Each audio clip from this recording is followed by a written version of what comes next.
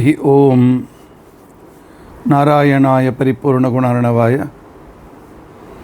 विश्वोदयस्थितिलयोन्नियतिप्रदाय ज्ञानप्रदाय विबुधासुरसौख्यदुःख सत्कारणाय वितताय नमो नमस्ते। अभ्रमं भंगरहितं अजडं विमलं सदा आनंदतीर्थमतुलं भजे तापत्रयापः। भवति यदनुभावादेडमूकोऽपि वाग्मे जडमतिरपि जन्तुर्जायते प्रज्ञमौलिः। सकलवचनचेतो देवता भारती सा मम वचसि निधत्तां सन्निधिं मानसे च। अस्मद्गुरुसमारम्भां टीकाकृत्पादमध्यगां श्रीमदाचार्यपर्यन्तां वन्दे गुरुपरम्परां। विद्यायां विबुधाचार्यं वेदज्ञानाब्धिचन्दिरं दुर्मतध्वान्तमार्ताण्डं सत्यध्यानमुनिं भजे। 50 वर्षपर्यन्तं सततं रामपूजकः श्री सत्यप्रमोद गुरुराट् भासतां नो हृदम्बरे। बन्धुस्त्वं गुरुरिष्टदैवतमिति त्वत्पादपङ्केरुहं प्राप्तं मां परिपालयेति सततं याचे निबद्धाञ्जलिः। चित्तं मद्गुणदोषचिन्तनविदो नूनं मनं मा कृथाः। श्री सत्यात्मगुरो त्वदङ्घ्रियुगलं हित्वा न मे सद्गति। यैरहं शुकवत् सम्यक् शिक्षितोऽस्मि कृपालुभिः तान् वन्दे धेनुपाचार्यान् तत्त्वज्ञानार्थसिद्धये। श्री गुरुभ्यो नमः। हरि ओम हरि ओम हरि ओम हरि ओम। स्वस्तिस्तु असेढ सन्मंगलानि सन्तु। श्लोकैक श्रवणपठनमात्रेण वक्तुश्च श्रोतॄणां निखिलकलिकृतकल्मषापनोदनपटुतरे धर्माद्यखिलपुरुषार्थसाधनीभूते अद्य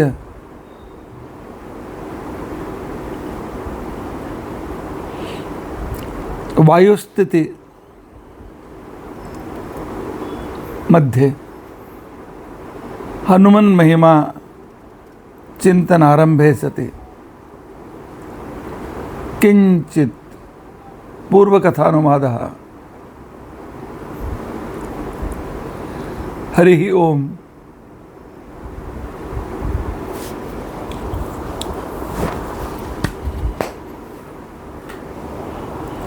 हरि ओम हरि ओम हरि ओम।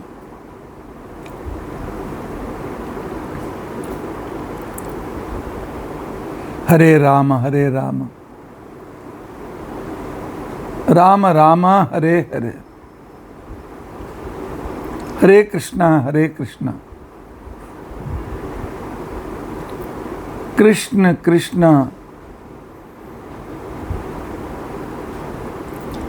हरे हरे, हरे राम राम राम हरे हरे, हरे कृष्णा कृष्ण कृष्ण हरे हरे।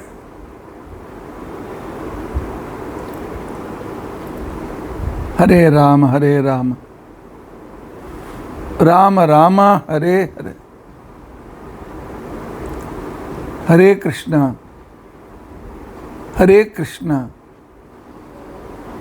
कृष्ण कृष्ण हरे हरे। ಶ್ರೀ ಗುರುಭ್ಯೋ ನಮಃ. ಹರಿ ಓಂ, ಹರಿ ಓಂ, ಹರಿ ಓಂ.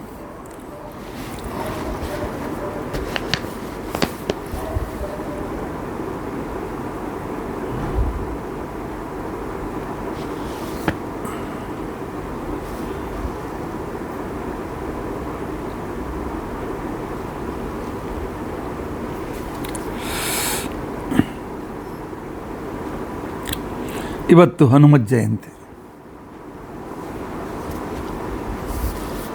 ಅಂಜನಾ ದೇವಿಯಲ್ಲಿ ಕೇಸರಿ ಅಂತಕ್ಕಂತಹ ವಾನರ ರಾಜನಿಂದ ಅವತಾರ ಪಡೆದುಕೊಂಡು ಬಂದಿರತಕ್ಕಂಥವರು ಹನುಮಂತ ದೇವರು. ಹನುಮಂತ ದೇವರ ಮಹಿಮೆ ಬಹಳ ಅಪಾರ. ಆಕಾಶಗಂಗೆಯಲ್ಲಿ ಅನೇಕ ವರ್ಷಗಳವರೆಗೆ ತಪಸ್ಸು ಮಾಡಿದ ಅಂಜನಾದೇವಿಯ ಮೇಲೆ ವಾಯುದೇವರು ಕೃಪೆ ಮಾಡಿ ತಮ್ಮ ಶಕ್ತಿ ಸಹಿತವಾಗಿರ್ತಕ್ಕಂಥ ಹಣ್ಣನ್ನು ಕೊಟ್ಟಾಗ ಅವಳು ಗರ್ಭಿಣಿ ಆಗ್ತಾಳೆ. ಹೇಗೆ ಪರಮಾತ್ಮ ಮಹಾಲಕ್ಷ್ಮಿಗೆ ಇಬ್ಬರಿಗೂ ಗರ್ಭವಾಸ ಇಲ್ಲವೋ ಅದೇ ರೀತಿಯಾಗಿ ಕೂಡ ವಾಯುದೇವರಿಗೂ ಗರ್ಭವಾಸ ಇಲ್ಲ. ಗರ್ಭಧಾರಣ ಮಾಡಿದ ಸಮಾಧಾನ ಅಂಜನಾದೇವಿಗೆ. ಆದರೆ ಗರ್ಭದಲ್ಲಿ ಕೇವಲ ಶಿಶು ಇರಲಿಲ್ಲ, ಗಾಳಿ ಇತ್ತು. 9 ತಿಂಗಳು ತುಂಬಿದ ಮೇಲೆ ಆಗ ವಾಯುದೇವರು ಅವತರಿಸಿದ್ದಾರೆ ಅಂಜನಾದೇವಿ ಮತ್ತು ಕೇಸರಿಯಲ್ಲಿ. ಅದೇ ಅರುಣೋದಯವಾಗಿತ್ತು, ಸೂರ್ಯೋದಯವಾಯಿತು.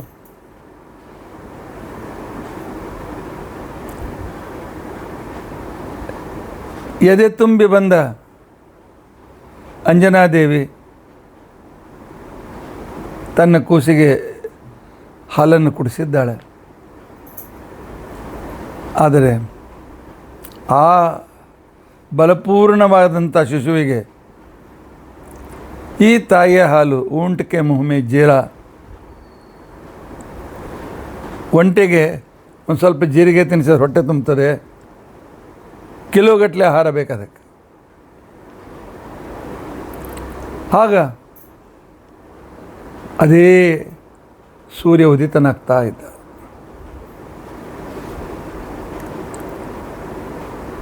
ಇದೊಂದು ಹಣ್ಣು ಅಂತ ತಿಳ್ಕೊಂಡಂಥೇಳಿ ಅಜ್ಞಾನ ಅಲ್ಲ, ತನ್ನ ಪರಾಕ್ರಮ ಜಗತ್ತಿಗೆ ತೋರಿಸ್ಬೇಕು. ತಾನು ವಾಯುಪುತ್ರ ಅಂತ ಅನ್ನೋದನ್ನು ಮುಚ್ಚಿಡಬಾರದು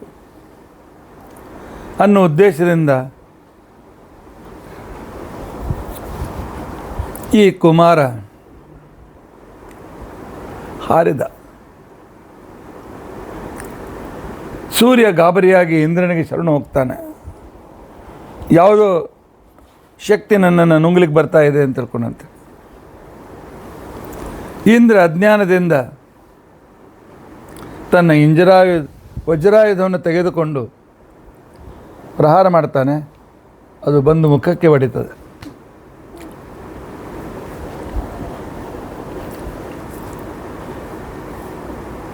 ಆ ವಜ್ರಾಯುಧಕ್ಕೆ ಮರ್ಯಾದೆ ಕೊಡಬೇಕು ಅಂತ ತಿಳ್ಕೊಂಡಂತೇಳಿ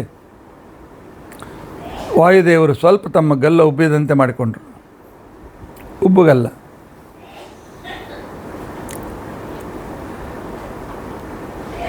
ಆಗ ತನ್ನ ಕೂರನಿಗೆ ಆಯುಧ ತಾಕ್ತಲ್ಲ ಅಂತಕೊಂಡಂಥೇಳಿ ವಾಯುದೇವರು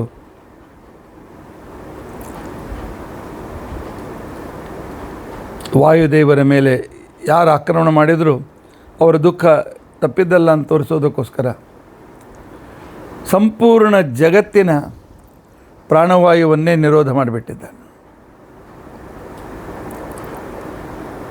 ಎಲ್ಲರೂ ಉಸಿರಾಡ್ಲಿಕ್ಕೆ ಸಾಧ್ಯವಾಗದೆ ಸಫೋಕೇಟ್ ಆಗಿದ್ದಾರೆ.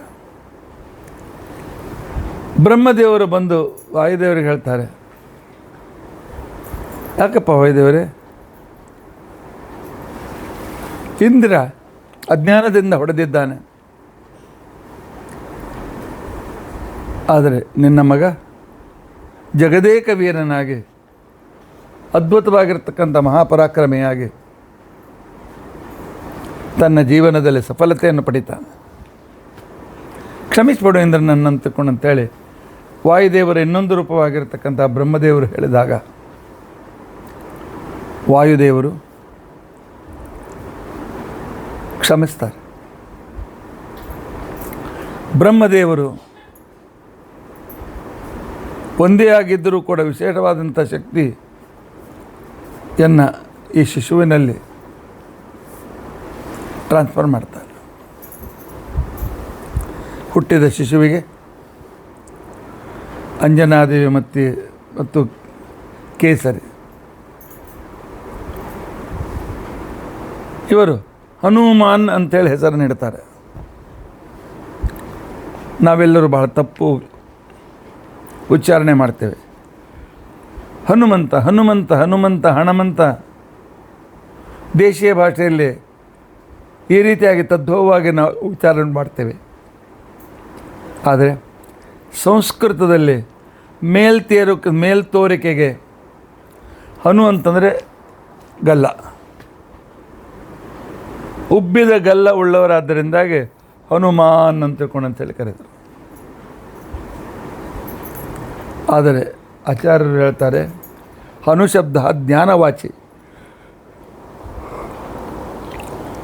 ಹುಟ್ಟ ಸರ್ವಜ್ಞನಾಗಿರ್ತಕ್ಕಂಥ ವ್ಯಕ್ತಿ ಅದರಿಂದಾಗಿ ಇವರಿಗೆ ಹನುಮಾನ್ ಅಂತ ತಿಳ್ಕೊಂಡಂತ ಹೆಸರು.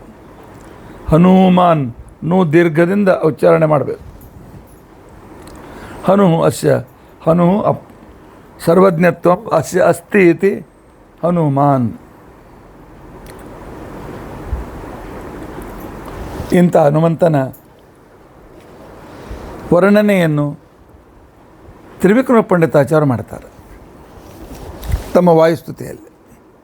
ಹನುಮಂತ ದೇವರ ಮಹಿಮೆಯ ಬಗ್ಗೆ ಒಂದು ಲೈಬ್ರರಿ ಕೂಡ ಸಾಲೋದಿಲ್ಲ, ಅಷ್ಟು ಗ್ರಂಥಗಳು ಬಂದಿವೆ ವಾಯುದೇವರ ಮಹಿಮೆಯನ್ನು ವರ್ಣನೆ ಮಾಡೋದಕ್ಕೋಸ್ಕರ. ಆದರೆ ಇವತ್ತು ವಾಯುಸ್ತುತಿಯಲ್ಲಿ ಬಂದಿರತಕ್ಕಂಥ ಹನುಮಂತನ ಮಹಿಮೆಯನ್ನು ಯಥಾಶಕ್ತಿ ತಿಳಿದುಕೊಳ್ಳಲು ನಾವು ಪ್ರಯತ್ನಿಸ್ತೇವೆ. ಅಲ್ಲಿ ಬಂದಿರತಕ್ಕಂತಹ ವರ್ಣನೆ ಇದು ಸತ್ಯ ವರ್ಣನೆ, ಸಾಕ್ಷಿ ಪ್ರತ್ಯಕ್ಷ ಜನ್ಯವಾಗಿರ್ತಕ್ಕಂಥ ವರ್ಣನೆ. ಹೇಗೊತ್ತು ವಿಷ್ಣು ತತ್ವ ನಿರ್ಣಯ ನಡೆದಿದೆಲ್ಲ, ಕಣ್ಣಾರೆ ಕಂಡ ವರ್ಣನೆ. ಶ್ರೀಮದಾಚಾರ್ಯರು ಬದರಿಗೆ ಬರ್ತಾರೆ.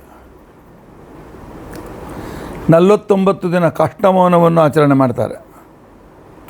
ಶಿಷ್ಯರಿಗೆ ಹೇಳಿರ್ತಾರೆ, ಪೂಜೆಯ ವೇಳೆಗೆ ನಾನು ಬಾಗಿಲು ಹಾಕ್ಕೊಂಡು ಪೂಜೆ ಮಾಡ್ತೇನೆ, ಪೂಜೆ ಮುಗಿದ್ಮೇಲೆ ಬಾಗಿಲ ತೆಗಿತೇನೆ, ಅಲ್ಲಿ ತನಕ ಬಾಗಿಲ ತೆಗಿಲಿಕ್ಕೆ ಅವರು ಪ್ರಯತ್ನ ಮಾಡಲಿಕ್ಕೆ ಹೋಗಬೇಡಿ.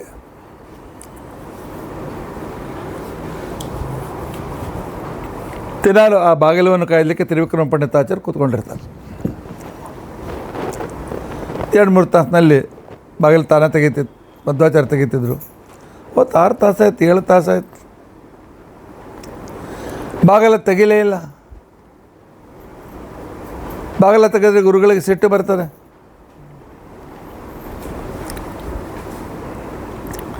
ಯಾಕೆ ಎಷ್ಟೊತ್ತು ಬರ್ತಾ ಇಲ್ಲ ಅಂತ ತಿಳ್ಕೊಂಡಂಥೇಳಿ ಬಾಗಿಲಿನ ಸಂಧಿಯಿಂದ ಅಣಿಕೆ ಹಾಕಿದ್ದಾರೆ ತ್ರಿವಿಕ್ರಮ ಪಂಡಿತಾಚಾರ್ಯ.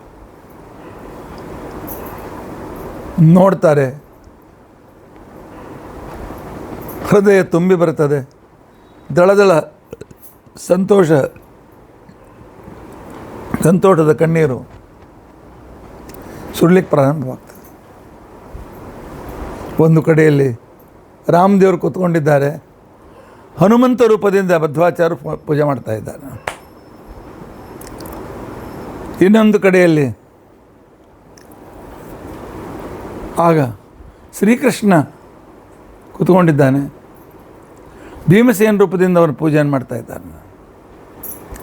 ಇನ್ನೊಂದು ಕಡೆಗೆ ವೇದವ್ಯಾಸ ರೂಪದಿಂದ ಪರಮಾತ್ಮ ಕೂತ್ಕೊಂಡಿದ್ದಾನೆ. ಅಲ್ಲಿ ರೂಪದಿಂದ ಪೂಜೆಯನ್ನು ಮಾಡ್ತಾ ಇದ್ದಾರೆ, ಕಣ್ಣಾರೆ ಕಂಡಿದ್ದಾರೆ.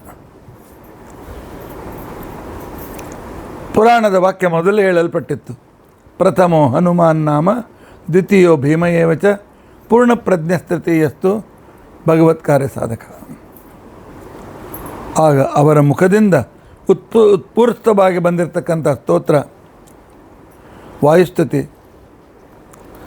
ಶ್ರೀಮದ್ ವಿಷ್ಣುಂಗ್ರನಿಷ್ಠ ಅತಿಗುಣಗುರುತಮ ಶ್ರೀಮದಾನಂದತೀರ್ಥ ತ್ರೈಲೋಕ್ಯಾಚಾರ್ಯ ಪಾದೋಜ್ವಲ ಜಲ ಜಲಸತ್ವ ಉಸ್ಮಾನ್ ಪುನಂತ.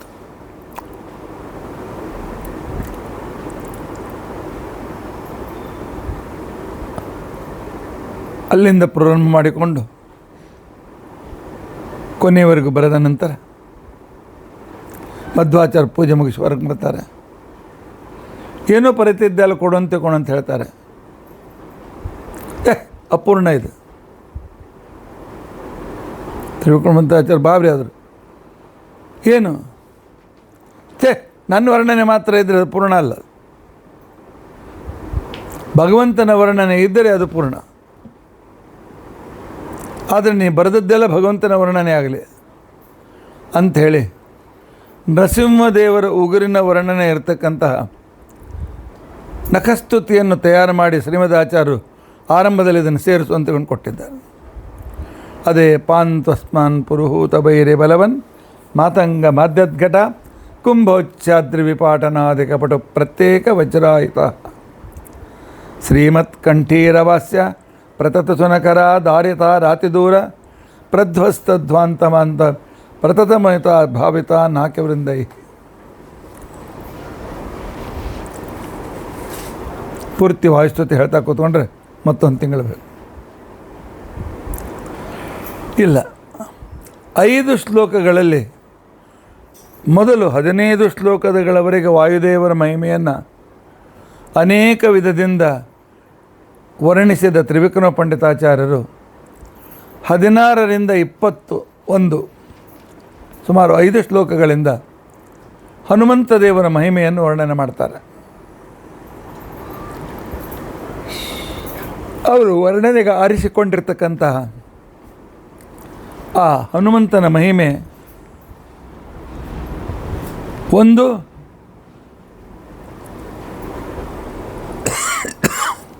ರಾಮಚಂದ್ರ ದೇವರು ಹನುಮಂತ ದೇವರಿಗೆ ಕೇಳಿದರು, ಏನು ಬೇಕು ನಿನಗೆ ಅಂತ ತಿಳ್ಕೊಂಡಂತೆ. ಅದಕ್ಕೆ ಹನುಮಂತ ದೇವರು ಕೇಳಿದ್ದು ನೀನೇ ನನಗೆ ಬೇಕು ಅಂತ. ಆದ್ದರಿಂದಾಗಿ ಕಿಂಪುರುಷ ಖಂಡದಲ್ಲಿ ಇವತ್ತಿಗೂ ರಾಮದೇವರು ಸಾಕ್ಷಾತ್ತಾಗಿದ್ದಾರೆ. ಹನುಮಂತ ದೇವರು ಅವರ ಸೇವೆಯನ್ನು ಮಾಡ್ತಾ ಆ ರಾಮದೇವರ ಸ್ತೋತ್ರವನ್ನು ಮಾಡ್ತಾಯಿದ್ರು. ಭಾಳ ಅದ್ಭುತವಾದ ಸ್ತುತಿ ಇದೆ. ಎರಡನೇ ಘಟನೆಯನ್ನು ತ್ರಿವಿಕ್ರಮ ಪಂಡಿತಾಚಾರ್ಯ ತೆಗೆದುಕೊಳ್ತಾರೆ.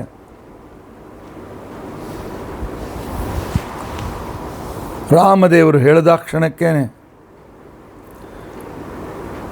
50,000 ಯೋಜನ ದೂರದಲ್ಲಿ ಇರುವ, ಆ ನಂತರ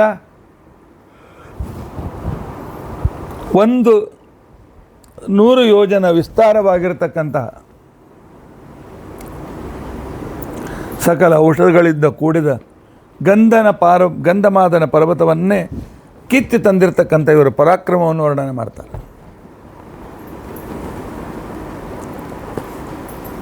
ಮೂರನೇ ಶ್ಲೋಕ, ತರುವುದಲ್ಲ, ಅದನ್ನು ನಿಂತಲ್ಲೇ ಎಸೆದರೆ ಅದು ಹೇಗೆ ಅದೇ ಸ್ಥಳದಲ್ಲಿ ಹೋಗಿ ಕೂತ್ಕೊಂಡು ಅಂತನ್ನುವ ಮಹಿಮೆಯನ್ನು ವರ್ಣನೆ ಮಾಡ್ತಾರೆ. ಆನಂತರ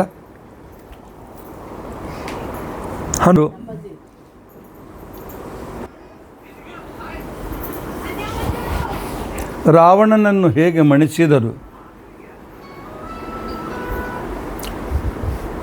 ಅನಂತರ ಹೀಗೆ ಪರಮಾತ್ಮನ ಸಹಭೋಗವನ್ನು ಪಡೆದರು. ಈ ಒಂದು ಪ್ರಮುಖವಾಗಿರ್ತಕ್ಕಂಥ 5-6 ಮಹಿಮೆಗಳನ್ನು 5 ಶ್ಲೋಕಗಳಲ್ಲಿ ತ್ರಿವಿಕ್ರಮ ಪಂಡಿತಾಚಾರ್ಯರು ವರ್ಣನೆ ಮಾಡ್ತಾರೆ. ಅದರ ಚಿಂತನೆಯನ್ನು ನಾವು ಮಾಡೋಣ. ವಾಯುಸ್ತುತಿ 16ನೇ ಶ್ಲೋಕ. ವಂದೇ ಹಂತಂ ಹನುಮಾನ್ ಇತಿ ಮಹಿತಮಃ ಪೌರುಷೋ ಬಾಹುಶಾಲಿ ಖ್ಯಾತಸ್ತೆಗ್ರ್ಯೋವತಾರಃ ಸಹಿತ ಇಹ ಬಹು ಬ್ರಹ್ಮಚರ್ಯಾದಿ ಧರ್ಮೈ ಸಸ್ನೇಹಾನಾಂ ಸಹಸ್ವಾನ್ ಅಹರಹರಹಿತಂ ನಿರ್ದಹನ್ ದೇಹಭಾಜನ್ ಔಹೋ ಮೋಹಾಪಹೋ ಯಃ ಸ್ಪೃಹಯತಿ ಮಹತಿಂ ಭಕ್ತಿಮದ್ಯಾಪಿ ರಾಮೇ. ಮಹಿತ ದೇವಾದಿ ದೇವತೆಗಳಿಂದ ಪೂಜಿಸಲ್ಪಟ್ಟ ಸನ್ಮಾನಿಸಲ್ಪಟ್ಟ ಮಹಾಪುರುಷ, ಬಹುಪರಾಕ್ರಮಿ, ಬಾಹುಶಾಲಿ, ಅದ್ಭುತವಾಗಿರ್ತಕ್ಕಂಥ ಬಾಹುಪರಾಕ್ರಮವುಳ್ಳ ನೀವು ಹನುಮದವತಾರದಲ್ಲಿ ಬ್ರಹ್ಮಚರ್ಯವನ್ನು ಪರಿಪಾಲನೆ ಮಾಡಿದಿರಿ. ಒಂದು, ವಿವಾಹವಾಗಲಿಲ್ಲ. ಎರಡನೇದ್ದು 24 ತಾಸು ಪರಮಾತ್ಮನಲ್ಲಿ ಆಸಕ್ತರು. ಬ್ರಹ್ಮಣಿ ಚರತೀತಿ ಬ್ರಹ್ಮಚರ್ಯ. ಅಷ್ಟೇ ಅಲ್ಲ, ಜಗತ್ತಿನಲ್ಲಿ ಎಷ್ಟು ಜೀವರಾಶಿಗಳಿದ್ದಾರೆ ಅವ್ರ ಮೇಲೆ ನಿಮ್ಗೆ ಭಾಳ ಪ್ರೀತಿ. ಯಾಕೆ? ನೀವು ಅವರಲ್ಲಿ ಹೋದರೆ ಅವರ ಚೈತನ್ಯ ಅಭಿವ್ಯಕ್ತವಾಗ್ತದೆ. ನೀವು ಅವರಲ್ಲಿ ಇದ್ದರೆ ಅವರು ಜೀವಿತರಾಗಿರ್ತಾರೆ. ಅಷ್ಟೇ ಅಲ್ಲ, ಅವರಲ್ಲಿದ್ದುಕೊಂಡು ನೀವು ಶ್ವಾಸ ಮಂತ್ರವನ್ನು ಜಪ ಮಾಡುವುದಲ್ಲದೆ, ಅವರಿಗೆ ಚೈತನ್ಯವನ್ನು ಕೊಡುವುದಲ್ಲದೆ, ಅವರ ಅಜ್ಞಾನವನ್ನು, ಅವರ ದುಃಖಗಳನ್ನು ಸಸ್ನೇಹಾನಾಂ ದೇಹಭಾಜಾಂ ಅಹಿತಂ ಅಹರಹ ನಿರ್ದಹನ್, ತನ್ನ ಭಕ್ತರ ಎಷ್ಟೆಷ್ಟು ಪಾಪಗಳು, ದುರಿತಗಳು, ಕಷ್ಟಗಳು ಅಂತೇನಿದೆ, ಪ್ರತಿ ದಿವಸವೂ ಅದನ್ನು ದೂರ ಮಾಡ್ತಾ ಅವರ ಅಜ್ಞಾನಾಂಧಕಾರವನ್ನು ದೂರ ಮಾಡಿ ಧ್ಯಾನ ಸ್ವರೂಪದಿಂದ ಇರತಕ್ಕಂಥ ನಿಮ್ಮ ರೂಪ ಹನುಮಂತ ರೂಪ, ಅಪರೋಕ್ಷ ಸರ್ವಜ್ಞತ್ವದಿಂದ ಯುಕ್ತವಾದ ರೂಪ.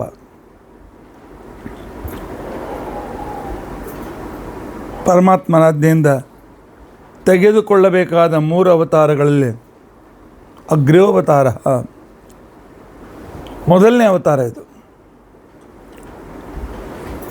ಈ ಅವತಾರದ ವೈಶಿಷ್ಟ್ಯ ಏನು ಅಂತ ತಿಳ್ಕೊಂಡಂತಂದರೆ, ಅಂದಿನಿಂದ ಇಂದಿನವರೆಗೆ, ಇಂದಿನಿಂದ ಎಂದಿನವರೆಗೂ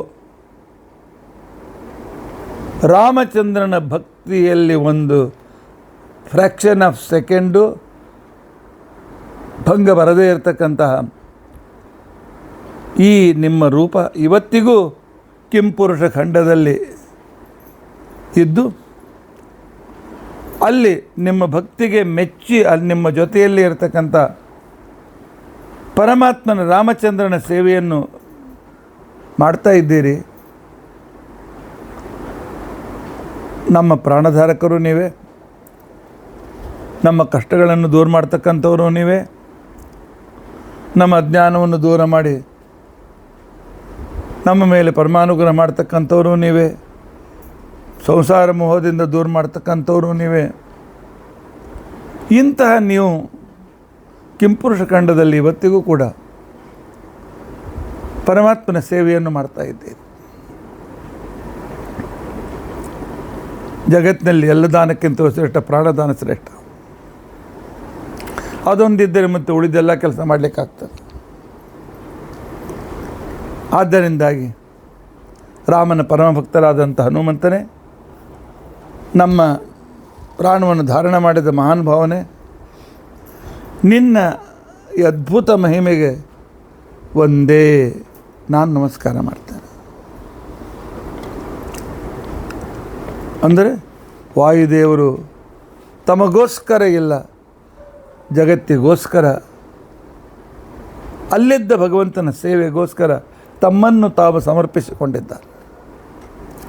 ಅನಂತ ಜೀವರಾಶಿಗಳು, ಪ್ರತಿಯೊಂದು ಜೀವರಾಶಿಯಲ್ಲಿಯೂ ಕೂಡ ಇದ್ದು 21,600 ಸಲ ಶ್ವಾಸೋಚ್ಛ್ವಾಸಗಳನ್ನು ಮಾಡ್ತಾ ಆ ಪ್ರತಿಯೊಬ್ಬ ವ್ಯಕ್ತಿಗಳನ್ನು ಜೀವಿತ ಇಟ್ಟಿದ್ದಾರೆ ವಾಯುದೇವರು. ಒಂದು ವೇಳೆ ಪರಮಾತ್ಮ ವಾಯುದೇವರನ್ನು ಜಗತ್ತಿಗೆ ಕೊಟ್ಟಿರದೇ ಇದ್ದರೆ ಯಾವ ವ್ಯಕ್ತಿಯೂ ಜೀವಿತ ಇರ್ತಿರಲಿಲ್ಲ, ಕೇವಲ ನಿಶ್ಚೇಷ್ಟನಾಗಿ ಬಿತ್ಕೊಂಡಿರ್ತಿದ್ದ. ಆ ಜಗತ್ತಿಗೆ ಚೈತನ್ಯ ಕೊಟ್ಟಿರ್ತಕ್ಕಂಥ ರೂಪಕ್ಕೆ ಇಲ್ಲಿ ತ್ರಿವಿಕ್ರಮ ಪಂಡಿತಾಚಾರ್ಯರು ಹೇಳ್ತಾರೆ, ಒಂದೇ ಭಕ್ತಿ ಪುರಸ್ಸರವಾಗಿ ನಮಸ್ಕಾರ ಮಾಡ್ತೇನೆ. ಒಂದೇ ಆತ್ಮನೇ ಪದ. ವೈಯಕ್ತಿಕವಾಗಿಯೂ ನಮಸ್ಕಾರ ಮಾಡ್ತೇನೆ, ಜಗತ್ತಿಗೆ ನಮಸ್ಕಾರ ಮಾಡೋ ಕಲಿಸ್ತೇನೆ. ಆದ್ದರಿಂದಾಗಿ ಈ ಶ್ಲೋಕದಲ್ಲಿ ಅಂಥ ವರ್ಣನೆಯನ್ನು ಮಾಡಿದ್ದ. ಮುಂದಿನ ಶ್ಲೋಕದಲ್ಲಿ ಹೇಳ್ತಾರೆ, ನಿಮ್ಮ ಬಲ ಅದ್ಭುತ. ಪ್ರಾಕ್ 50 ಸಹಸ್ರೈರ್ ವ್ಯವಹಿತಮಹಿತಂ ಯೋಜನೆ ಪರ್ವತಂತು ಯಾವತ್ ಸಂಜೀವನಾದ್ಯೌಷಧಿ ಪದಿಕ ಪ್ರಾಣಲಂಕಾಮನೈಷೀ ಅದ್ರಾಕ್ಷೀದುತ್ಪತಂತಂ ತತ ಉತಗಿರಿಮುತ್ಪಾಟಯಂತಂ ಗೃಹೀತ್ವಾ ಯಾಂತಂಖೇ ರಾಘವಾಂಗ್ರೌ ಪ್ರಣತಮಪಿ ತದೇ ಕಕ್ಷಣೆ ತ್ವಾಮ್ಯಲೋಕಃ. ಜಗತ್ ನಿಮ್ಮನ್ನು ಹೊಗಳ್ತಾ ಇದ್ದಾರೆ. ಈ ಕೆಲಸ ನಿಮ್ಮ ಹೊರತು ಬೇರೆ ಯಾರೂ ಮಾಡಲಿಕ್ಕೆ ಸಾಧ್ಯವಿಲ್ಲ. ಅಂದು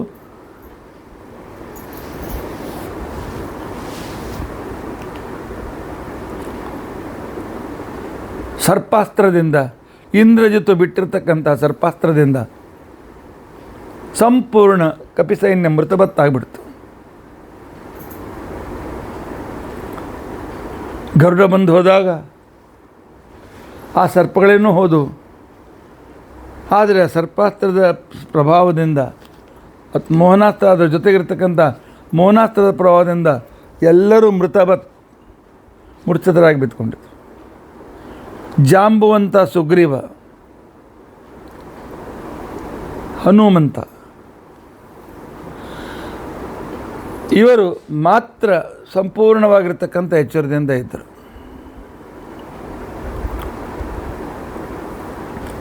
ಯಾಕೆ? ಸುಗ್ರೀವ ಮತ್ತು ಜಾಂಬುವಂತನನ್ನು ವಿಭೀಷಣ ಲಂಕೆಯ ಎಲ್ಲಿಂದ ಆಕ್ರಮಣ ಮಾಡಬೇಕು ಅಂತ ಪ್ರಮುಖ ಸ್ಥಳಗಳನ್ನು ತೋರಿಸ್ಲಿಕ್ಕೆ ಕರ್ಕೊಂಡೋಗಿದ್ದ. ಎಲ್ಲಿಂದ ಆಕ್ರಮಣ ಮಾಡಿದರೆ ಎಲ್ಲಿ ರಾವಣನ ಸೈನ್ಯ ವೀಕ್ ಇದೆ, ಎಷ್ಟು ಬೇಗನೆ ಆ ಸೈನ್ಯದ ಮೇಲೆ ಜಯವನ್ನು ಸಂಪಾದಿಸಬಹುದು ಅಂತೇಳಿ ಕರೆದುಕೊಂಡು ಹೋಗಿದ್ದ. ಯುದ್ಧ ಭೂಮಿಯಲ್ಲಿ ಇರಲಿಲ್ಲ. ಶೀಘ್ರ ಭೀಷಣ ತಿರುಗಿ ಬರ್ತಾರೆ. ಎಲ್ಲರೂ ನಿಶ್ಚೇಷ್ಟರಾಗಿ ಬಿತ್ಕೊಂಡಿದ್ದಾರೆ. ಆಗ ಸುಗ್ರೀವ ನೋಡಿದ, ಸ್ವಲ್ಪ ಕಣ್ರಪ್ಪಿ ಬಿಡ್ತಾನೆ, ಹಿಂಗಂತಾನೆ, ಕಣ್ರಪ್ಪಿ ಬಿಡ್ತಾನೆ, ಹಿಂಗಂತಾನೆ. ಬ್ರಹ್ಮಪುತ್ರನಾದ ಜಾಂಬುವಂತ ಬದಲು ಸ್ವಲ್ಪ ನೀರು ಹೊಡೆದು, ಏನಪ್ಪ ಅಂತ ನನಗೆ ಕೇಳಬೇಡ, ಮೊದಲು ಹನುಮಂತ ಎಲ್ಲಿದ್ದ ನೋಡು, ಆ ಹನುಮಂತ ಜೀವಿತರೆ ನಾವೆಲ್ಲೂ ಜೀವಿತರಾಗ್ತದೆ, ಅವನು ಮೊದಲು ಹುಡುಕು ಅಂಥೇಳಿ ಅಂದಾಗ, ಆಗ ಹನುಮಂತನ ಹತ್ತಿರ ಬರ್ತಾರೆ. ಹನುಮಂತ ಅವರನ್ನು ಕರೆದುಕೊಂಡು ರಾಮನ ಹತ್ರ ಬಂದಿರತಕ್ಕಂಥ ಸಂದರ್ಭದಲ್ಲಿ ರಾಮ ಹೇಳ್ತಾನೆ, ಹೋಗು, ಗಂಧಬಂಧನ ಪರ್ವತ ಇದೆ, ಅಲ್ಲಿ ಸಂಜೀವಿನಿ, ವಿಶಲ್ಯಕರಣಿ, ಸಂಧಾನಕರಣಿ ಇತ್ಯಾದಿ ಪ್ರಮುಖ ಔಷಧಿಗಳಿವೆ. ಅವು ಗಾಯಗೊಂಡವನ ಅವಯವಗಳನ್ನು ತಾನಾಗೆ ಮತ್ತೆ ಜೋಡಿಸಿಬಿಡ್ತವೆ. ಅದಕ್ಕೆ ಸಂಧಾನಕರಣಿ ಅಂತ ಕರೀತಾರೆ. ಇನ್ನೊಂದು ಔಷಧಿ ಅದರ ವಾಸನೆ ತೆಗೆದುಕೊಂಡ್ರೆ ಸಾಕು, ಮೈಯಲ್ಲಿ ಚುಚ್ಚಿರ್ತಕ್ಕಂಥ ಎಲ್ಲ ಅಸ್ತ್ರಗಳು ಸಣ್ಣ ಸಣ್ಣ ಚೂರುಗಳು ಹೊರಗೆ ಬಂದುಬಿಡ್ತವೆ. ವಿಶಲ್ಯಕರಣಿ ಅಂತೇಳಿ ಕರೀತಾರೆ. ಆ ನಂತರ ಸಂಧಾನಕರಣಿ ಎಲ್ಲ ಮುರಿದ ಎಲುಬುಗಳನ್ನು ಜೋಡಿಸ್ತದೆ.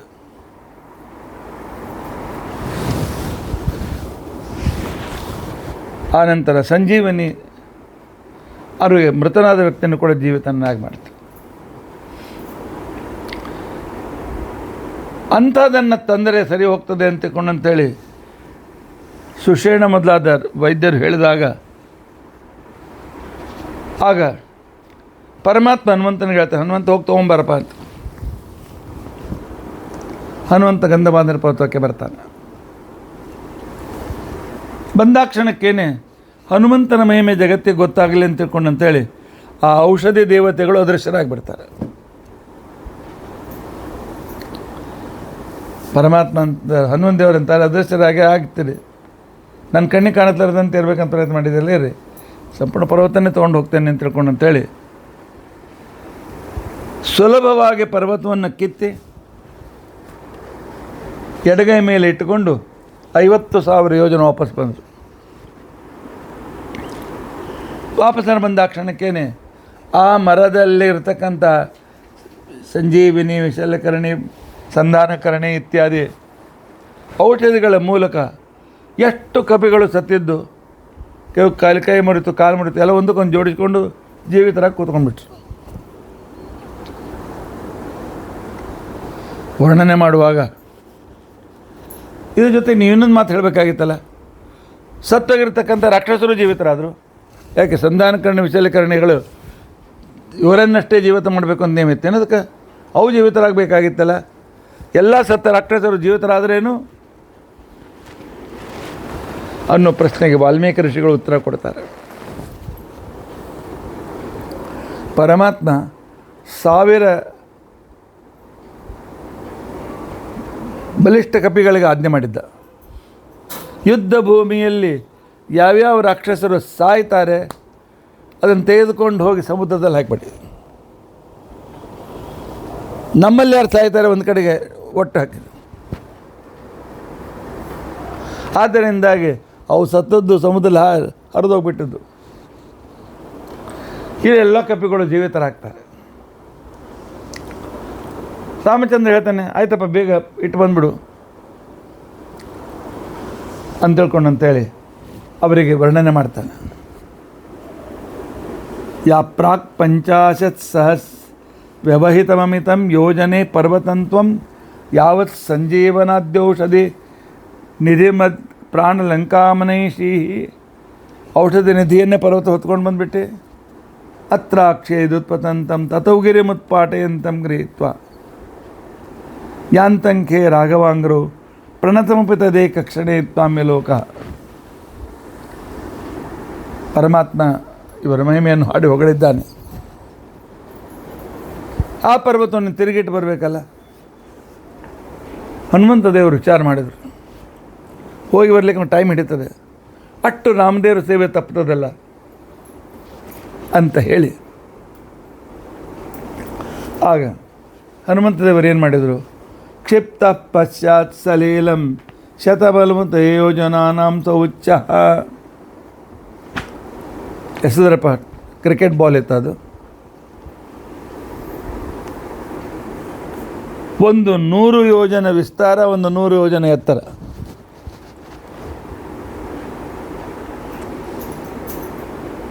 ಅದನ್ನು ನಿಂತಲ್ಲಿ ಎಡಗೈಲಿ ತೆಗೆದುಕೊಂಡು ಬಂದಿದ್ದರು, ಎಡಗೈಲಿ ಇಟ್ಕೊಂಡು ನಿಂತಲ್ಲೇ ಹೀಗೆ ಎಸೆದ್ಬಿಟ್ರು. ಎಸೆದರೆ ಸೀದಾ ಹೋಗಿ ಮೊದಲಿನ ಸ್ಥಳಕ್ಕೆ ಕೂತ್ಕೊಂಡ್ಬಿಡ್ತು. ಎಷ್ಟು ಸರಿಯಾಗಿ ಕೂತ್ಕೊಂತು ಅಂತ ತಿಳ್ಕೊಂಡಂತಂದರೆ, ಸ್ವಸ್ವಸ್ಥಾನ ಸ್ಥಿತ ಸ್ಥಿರ ಶಕಲ ಶಿಲಾ ಜಾಲ ಸಂಶ್ಲೇಷ ನಷ್ಟ. ಪರ್ವತ ಕಿತ್ತಿದಾಗ ಕೆಲವು ಹೀಗೆ ಕಿತ್ತಿ ಬಂದಿದ್ದು, ಕೆಲವು ಅಡ್ಡ ಕಿತ್ತು ಬಂದಿದ್ದು, ಕೆಲವು ಅತಿ ಬೇರೆ ಟ್ರ್ಯಾಂಗಲ್ನಲ್ಲಿ ಕಿತ್ತು ಬಂದಿದ್ದು. ಅದು ಅಲ್ಲೇ ಹೋಗಿ ಬರೋಬ್ಬರಿ ಕೂತ್ಕೊಳ್ತು.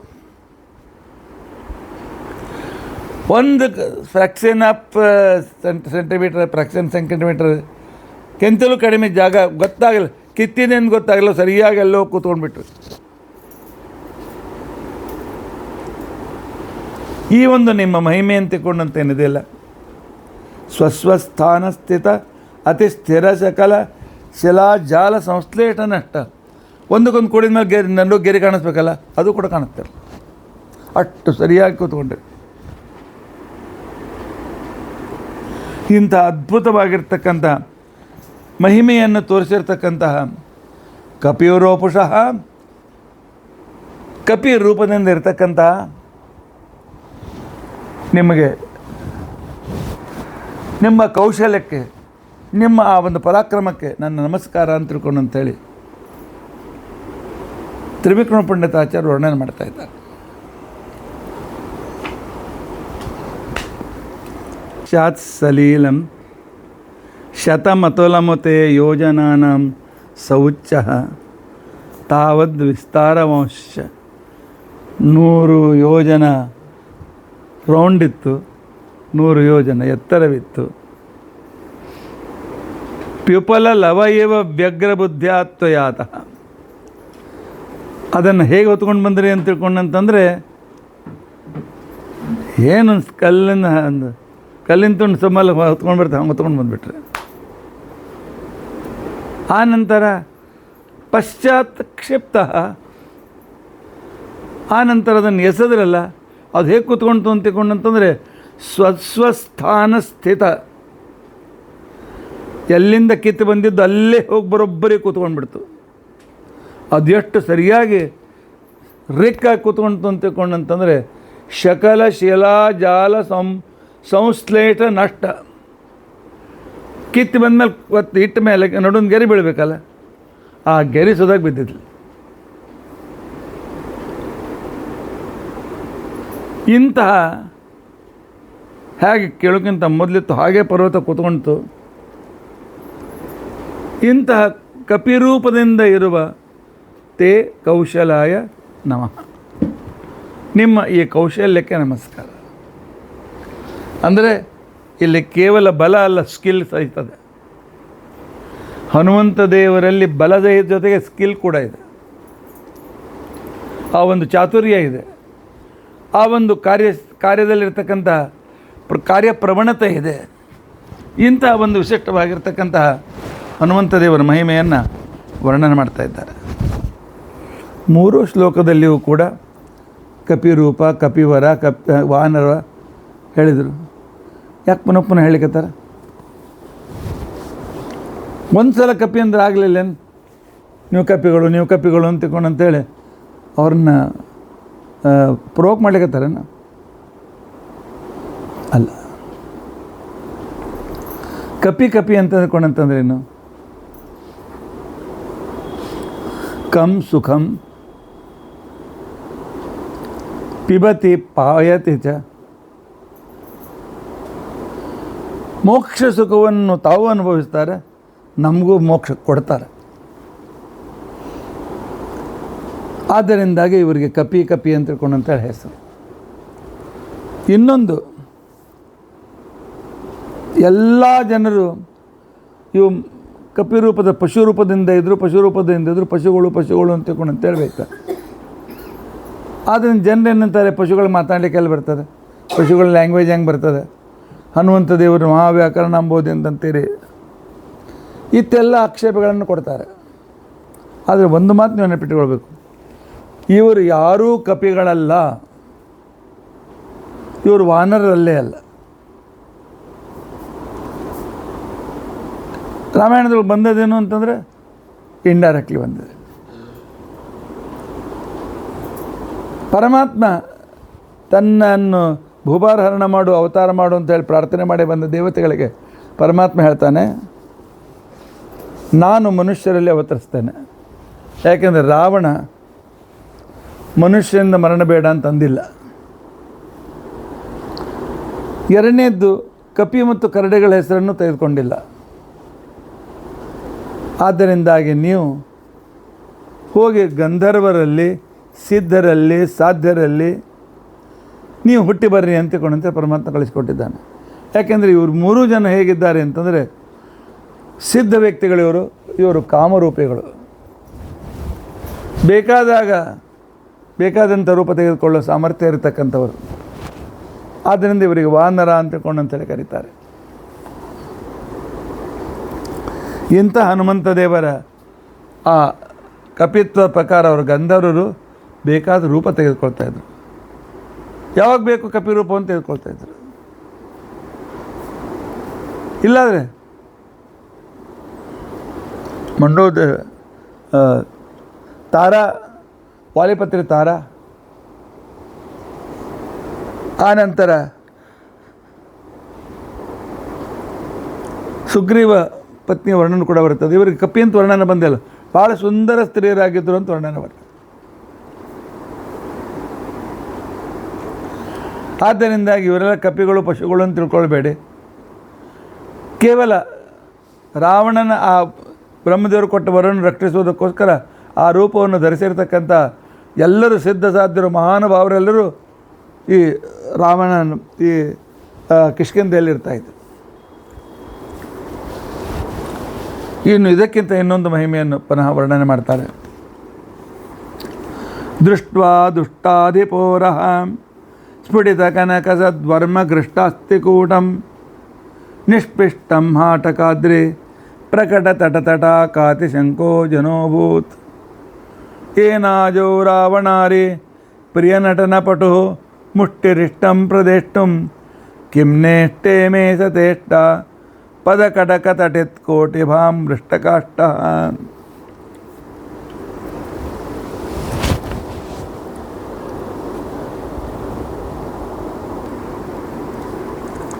ಸಂದರ್ಭ ಹೀಗೆ ಇತ್ತು. ಯಾವ ಅಸ್ತ್ರಗಳಿಂದಲೂ ಕೂಡ ಪಾಂಡವರ ಸೈನ್ಯ ಮಣಿಲಿಲ್ಲ. ಅದು ರಾಮಚಂದ್ರನ ಸೈನ್ಯ ಮಣಿಲಿಲ್ಲ.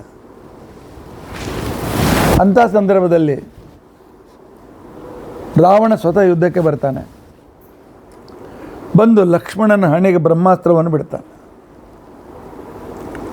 ಲಕ್ಷ್ಮಣ ಮೂರ್ಛಿತನಾಗಿ ಬಿಡ್ತಾನೆ. ರಾವಣ ಅವನನ್ನು ಕರೆದುಕೊಂಡು ಹೋಗಿ ತಿರುಗಿ ಹೋಗ್ತಿರೋ ಲಕ್ಷ್ಮಣನ ಕೊಲ್ಲೋಣ ಅಂತ ಬ್ಲ್ಯಾಕ್ ಮೇಲ್ ಮಾಡಬೇಕು ಅಂತ ತಿಳ್ಕೊಂಡು ಅಂತೇಳಿ ಆಗ ಬ್ರಹ್ಮಾಸ್ತ್ರದಿಂದ ಮೂರ್ಛಿತನಾಗಿರ್ತಕ್ಕಂತಹ ಲಕ್ಷ್ಮಣನನ್ನು ಕರೆದುಕೊಂಡು ಲಂಕೆಗೆ ಕರೆದುಕೊಂಡು ಹೋಗಬೇಕು ಅಂತ ತಿಳ್ಕೊಂಡು ಅಂಥೇಳಿ ವಿಚಾರ ಮಾಡಿರ್ತಕ್ಕಂತಹ ರಾವಣ ರಥದಿಂದ ಕೆಳಗೆ ಇಳಿದು ಬರ್ತಾನೆ. 2 ಕೈ ಹಾಕಿ 20 ಕೈ ಆರಾಮ್ಸೆ ಎತ್ಕೊಂಡು ಹೋಗ್ಬೋದಾಯ್ತು. ಅದು ಮೊದಲೇ ಗೊತ್ತಾಗಿರ್ತಕ್ಕಂಥ ಹನುಮಂತ ದೇವರು ಸಣ್ಣ ನೊಣದಷ್ಟು ರೂಪ ತೆಗೆದುಕೊಂಡು ಆ ಲಕ್ಷ್ಮಣನ ಕಿವಿಯಲ್ಲಿ ಗುಯಿ ಹೋಗಿ ನೀನು ಶ್ರೇಷ್ಠ ರೂಪ ಸ್ಮರಣೆ ಮಾಡ್ಕೋ, ನೀನು ಶ್ರೇಷ್ಠ ರೂಪ ಸ್ಮರಣೆ ಮಾಡ್ಕೋ ಅಂತ ಹೇಳಿದರು. ಆವಾಗ ಮೂರ್ಛಿತನಾದ ಲಕ್ಷ್ಮಣನಿಗೆ ಸ್ವಲ್ಪ ಎಚ್ಚರ ಬಂತು.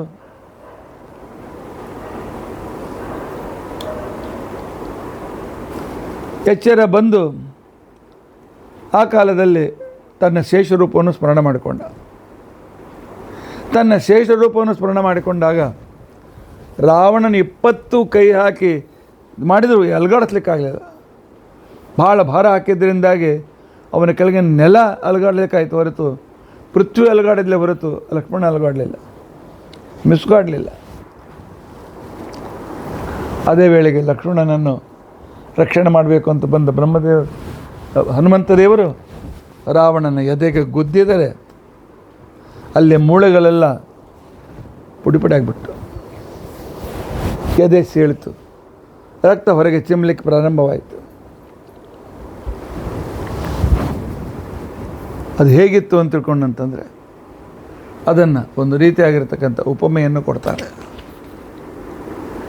ಆ ಉಪಮೆ ಹೇಗಿದೆ ಅಂತ ತಿಳ್ಕೊಂಡಂತಂದರೆ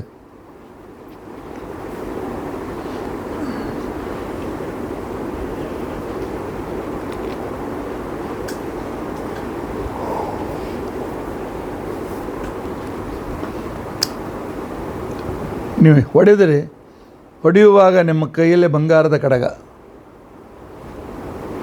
ಆಮೇಲೆ ರಾವಣನಿಗೆ ಬಂಗಾರದ ಕವಚ,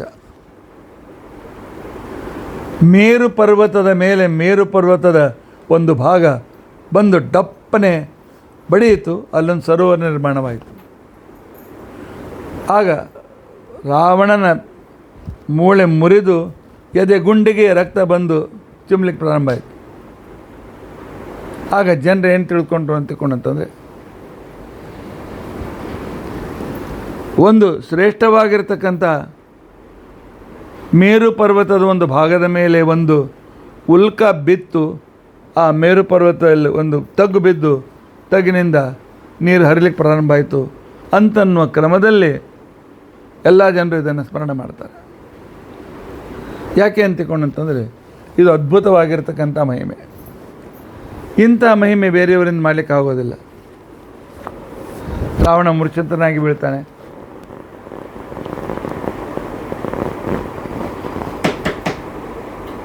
ಆಗ ಜನರು ಮೇರು ಪರ್ವತದ ಮೇಲೆ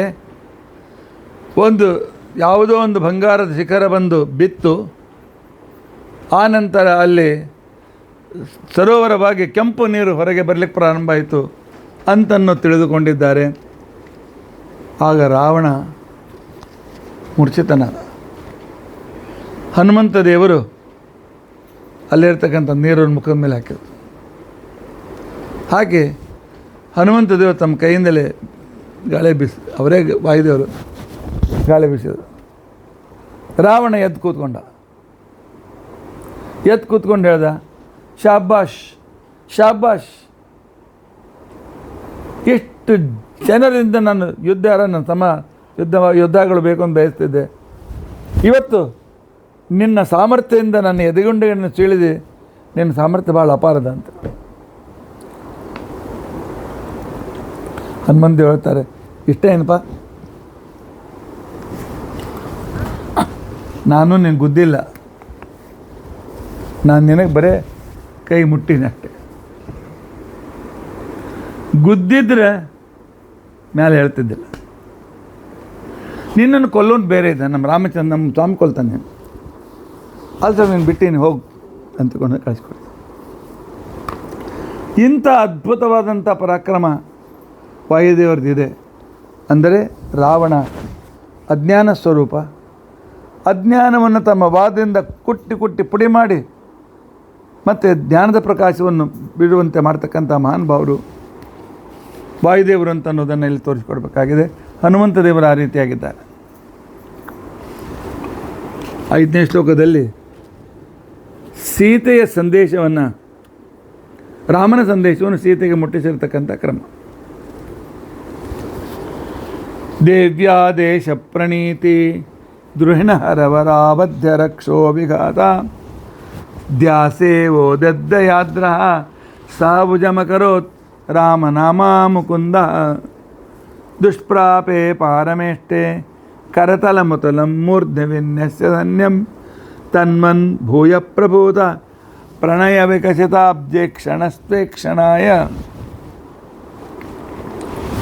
ಪರಮಾತ್ಮನ ಆಜ್ಞೆಯಿಂದ ಶ್ರೀರಾಮಚಂದ್ರ ದೇವರು ಅಶೋಕವನದಲ್ಲಿರ್ತಕ್ಕಂಥ ಸೀತೆಗೆ ತನ್ನ ಗುರುತನ್ನು ಕೊಡು ಅಂತ ತಿಳ್ಕೊಂಡು ಅಂತೇಳಿ ತನ್ನ ಉಂಗುರವನ್ನು ಕೊಟ್ಟ. ಆ ಉಂಗುರವನ್ನು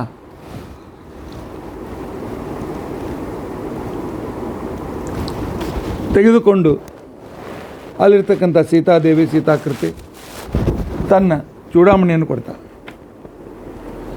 ಅವನ ಚೂಡಾಮಣಿಯನ್ನು ತೆಗೆದುಕೊಂಡು ಬಂದು ರಾಮಚಂದ್ರನ ಪಾದದಲ್ಲಿಟ್ಟು ನಮಸ್ಕಾರ ಮಾಡ್ತಾನೆ. ನಮಸ್ಕಾರ ಮಾಡಿರ್ತಕ್ಕಂಥ ಸಂದರ್ಭದಲ್ಲಿ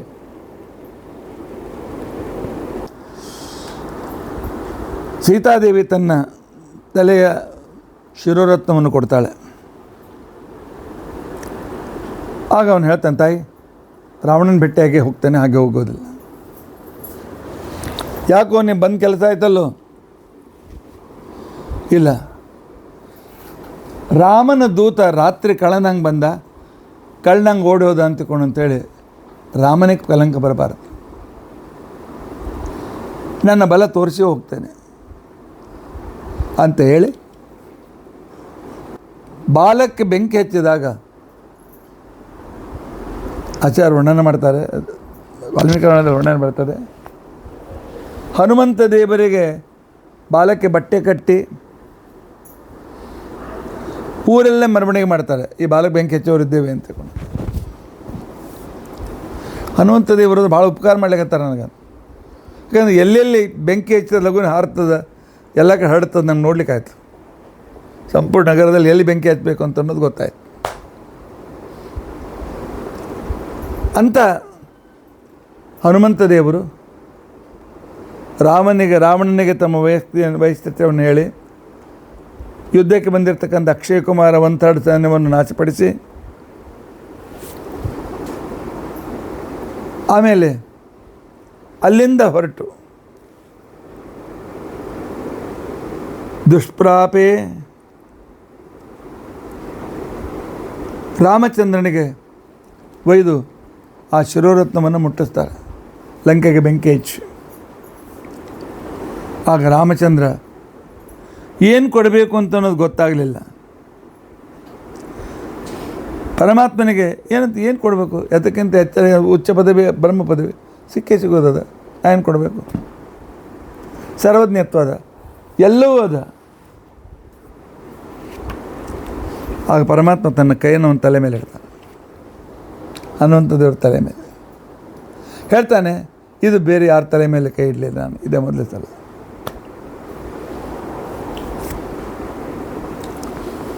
ಆಗ ಕೊನೆಗೆ ಏನು ಕೊಡಲಪ್ಪ ನಿನಗೇನು ಕೊಟ್ಟರು ಪ್ರತ್ಯುಪಕಾರ ಮಾಡೋಂಥ ಆಗೋದಿಲ್ಲ, ಆದ್ದರಿಂದ ನನ್ನನ್ನೇ ಕೊಡ್ತೇನೆ ನಿನಗೆ ಅಂತ ಹೇಳ್ಕೊಂಡು ಅಂತೇಳಿ ಪರಮಾತ್ಮ ಪ್ರೀತಿಯಿಂದ ಹನುಮಂತನನ್ನು ಒಪ್ಪಿಕೊಂಡಿದ್ದ. ಅವನಿಗೆ ತನ್ನ ಸಹಭೋಗ ಕೊಟ್ಟಿದ್ದಾನೆ, ತನ್ನ ಜೊತೆಯಲ್ಲಿ ನೈವೇದ್ಯಗಳನ್ನು ಸ್ವೀಕರಿಸ್ತಕ್ಕಂಥ ಅವಕಾಶವನ್ನು ಕೊಟ್ಟಿದ್ದಾನೆ. ಆಯಿತು, ಇಷ್ಟು ಹೇಳಿ ಮುಗಿಸ್ಲಿಕ್ಕೆ ಬರ್ತದೆ. ಆದರೆ ಹಾಗಲ್ಲ. ಸಹಭೋಗ ಅಂದರೆ ಒಪ್ಕೊಂಡಿದ್ದು ಅಷ್ಟೇ ಅಲ್ಲ. ಸಹಭೋಗ ಅಂತ ತಿಳ್ಕೊಂಡಂತಂದರೆ ಜಗತ್ತಿನಲ್ಲಿ ಅನಂತ ಜೀವರಾಶಿಗಳು ಸತ್ಯಂತ್ವರ್ತೇನ ಪರಿಶಿಂಚಾಮಿ ಅಮೃತೋಪಸ್ತರಣಮಸಿ ಕೃಷ್ಣಾರ್ಪಣಮಸ್ತು ಅಂತ ತಿಳ್ಕೊಂಡಂತೇಳಿ ಸಮರ್ಪಣೆ ಮಾಡಿದಾಗ ಆ ಎಲ್ಲ ಸಮರ್ಪಣೆ ಮಾಡಿದ ಪುಣ್ಯ ಪರಮಾತ್ಮ ತಗೋತಾನೆ. ಪರಮಾತ್ಮ ಅದನ್ನು ಸ್ವೀಕಾರ ಮಾಡ್ತಾನೆ.